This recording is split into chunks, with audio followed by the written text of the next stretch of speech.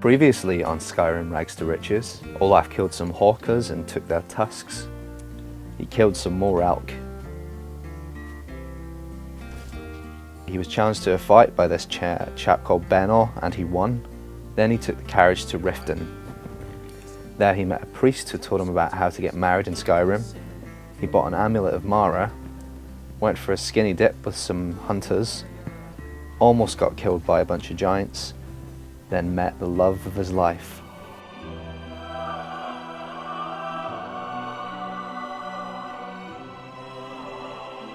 Well, yes. Why wouldn't I be? Are you interested in me?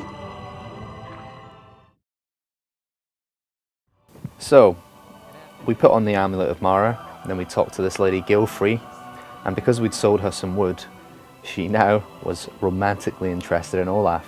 So we agreed to get married. It's settled then. Brief as life can be in Skyrim, at least we'll have each other. Things were a lot simpler in Skyrim than reality. Maramal arranges the wedding for us. It's good to see love blossoming even during these difficult times. Your wedding will be held tomorrow, from dawn until dusk. And he says it will go from dawn till dusk on day 17 of Olaf's journey.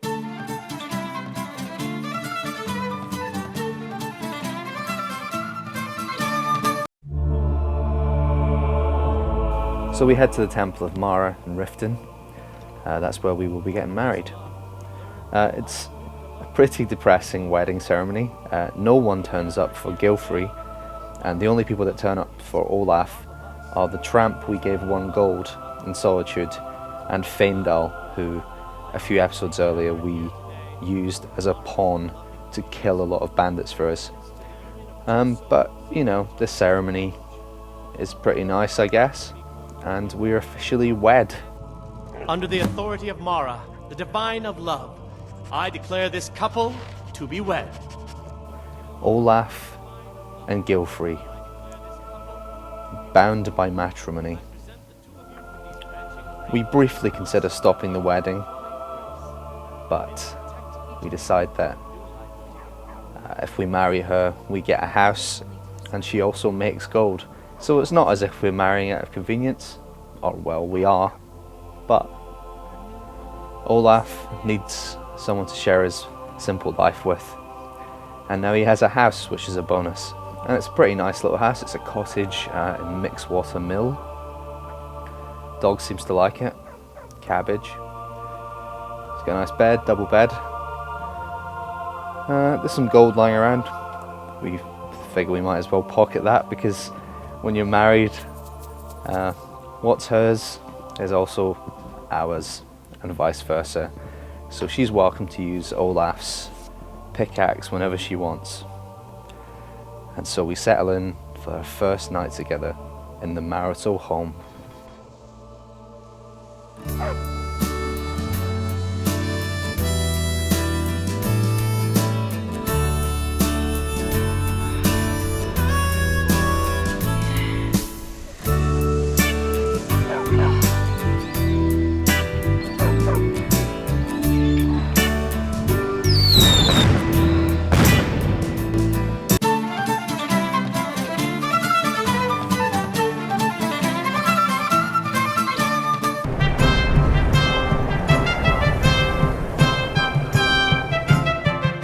So, the 18th day of Olaf's quest for wealth and fortune, we decide to head to Dawnstar, which is a small town far to the frozen north of Skyrim.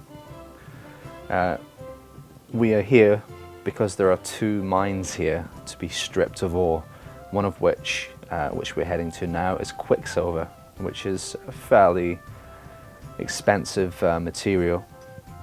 There aren't many veins in here, but we do get a nice little amount of quicksilver ore.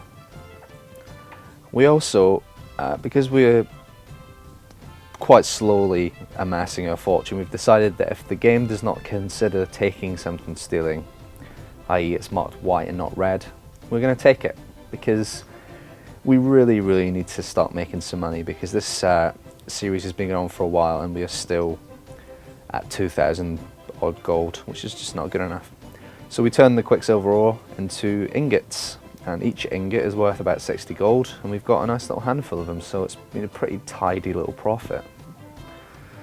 On the way to the iron mine, we accidentally stumble on this chest that we heard about from someone, which is sort of hidden in the ground, and it's full of treasure and gold, which we then sell. Then we head to the Wind Peak Inn and turn in for the night.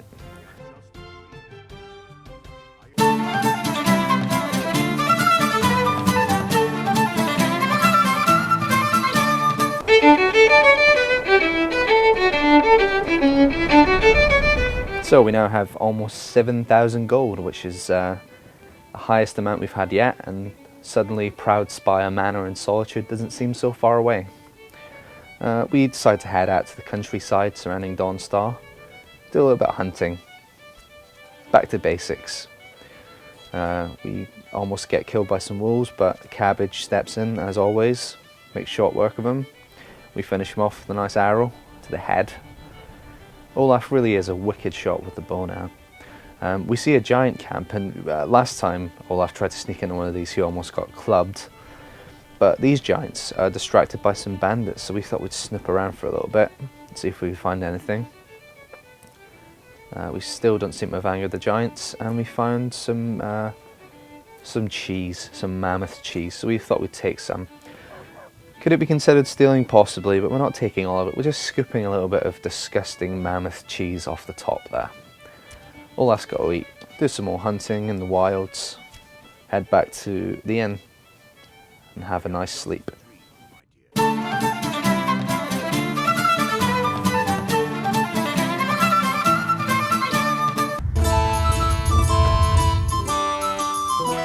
"20 days Olaf has been working himself to the bone now. We head back to Markarth,